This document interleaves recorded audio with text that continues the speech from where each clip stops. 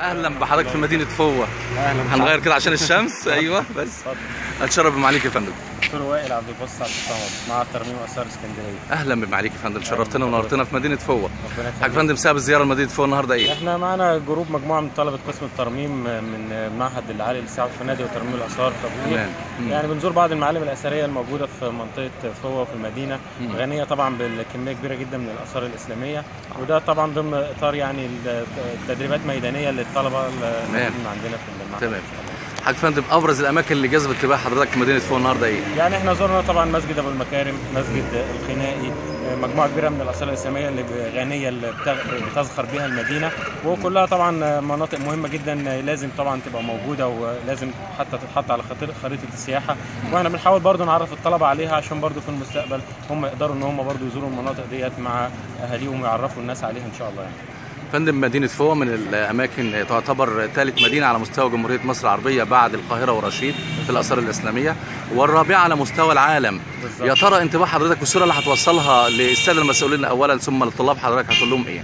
لا طبعا المدينه طبعا مهمه جدا، ولازم طبعا الطلبه اثناء فتره الدراسه ان هم يتعرفوا عليها ويتعرفوا على الاثار الاسلاميه الموجوده فيها، وزي ما حضرتك ذكرت طبعا ثالث مدينه اسلاميه موجوده في مصر، فطبعا من الحاجات المهمه جدا، ويعني المدينه طبعا بتحتاج لبعض الاهتمام برضو النظر اليها من قبل المسؤولين، خاصه بالنسبه للاثار يعني محتاجه نظره برضو شويه بالنسبه لبعض المباني اللي محتاجه ترميم، وبعض المباني الاخرى اللي فعلا تم لها ترميم، فيعني برضو نحاول ان احنا نوصل الصوت ده للساده المسؤولين ان هم يهتموا برضو بالمدينه، يهتموا بالمباني الاثريه المهمه جدا الموجوده فيها، وان شاء الله يبقى صوتنا يوصل باذن الله. يا ريت. يا فندم الجروب النهارده بيشمل كام طالب؟ عددكم قد ايه؟ احنا معانا تقريبا حوالي حاجه و50 طالب، 52 طالب من الفرقه الاولى المعهد عندنا قسم ترميم الاثار يعني. تمام يا فندم. ان شاء الله نلف المدينه برضو كلها ونعرف الناس. حضرتك اول مره تزور مدينه فوة؟ بالنسبه لي اول مره ان شاء الله.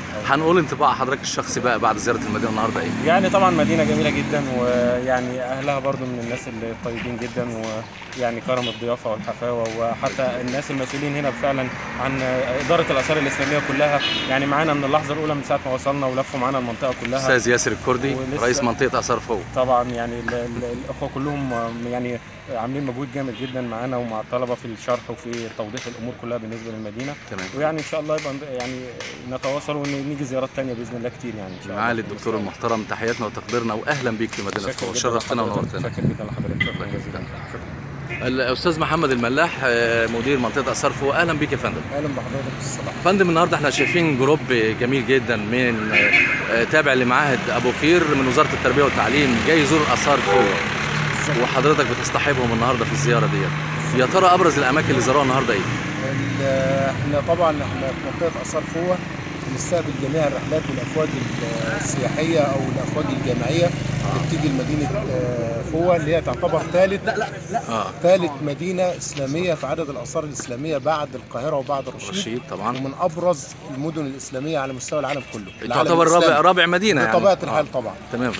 شرفونا النهارده رحله محترمه من معهد ابو قير. أيوة. قسم الترميم قام بزياره مجموعه من الاثار في مدينه فوة، ابرزها ربع الخطابيه ومجموعه مسجد ابو المكارم وبوابه واجهه بوابه حسين ماجور، وقام بزياره البوابات بوابه مصنع الكتان وبوابتي مصنع الطرابيش، وثم صاحبناهم بعد ذلك لزياره مجموعه من المساجد الاثريه ابرزها مسجد القلاوي.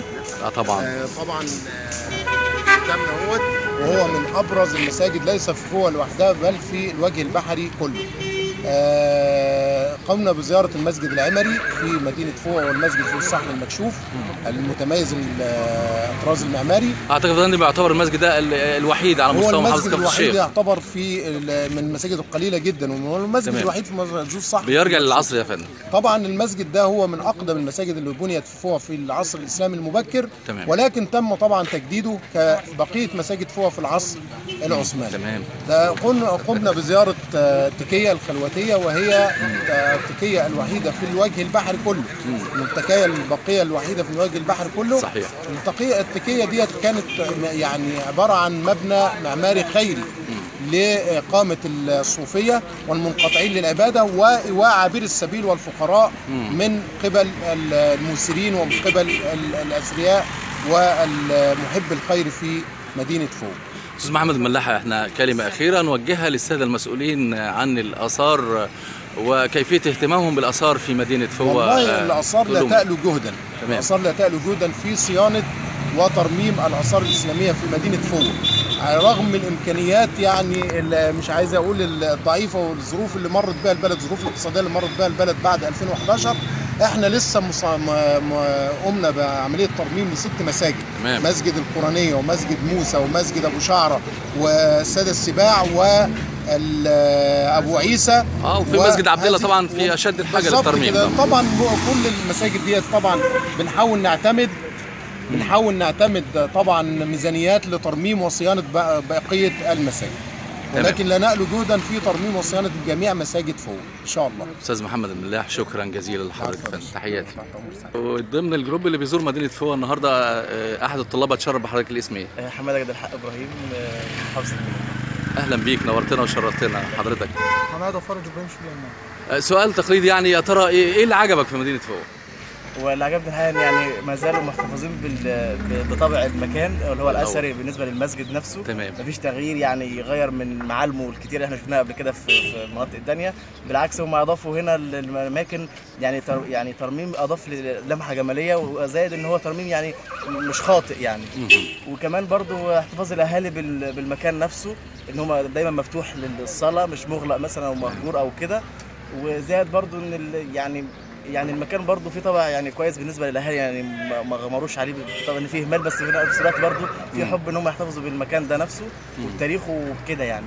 ودايما مفتوح للناس كلها يعني، مفيش اعتراض ولا حاجه يعني. كان في ترحيب حتى من الناس اللي موجوده في المساجد او كده، وفي ترحيب يعني ان هم يعني استقبلونا عادي ومفيش مشاكل. حتى في برضه احد المصلين ارشدنا لرسمه في تاج، قال لنا دي مهمه يعني. شرح لك يعني الرسمه دي بتعبر عن ايه؟ قال لنا تعالوا صوروها وكده. ده برضه نوع من التعاون. كلنا خبره في مدينه فوق هنا يعني. ماشي كويس، حاجه كويسه يعني. بما انك طالب بقى في ترميم الاثار، يا ترى لما شفت الاثار بتاعت مدينه فوق وشفت عبق التاريخ يفوح من بين جنبات كل هذه الآثار العتيقة الممتدة لتاريخ إسلامي قديم، لو حضرتك جيت بقى كمرمم الآثار بعد الأماكن اللي شفتها ديت، يعني الأماكن اللي ممكن ترممها أو تعيد صياغتها هتكون إيه؟ أولا الجوامع، المساجد.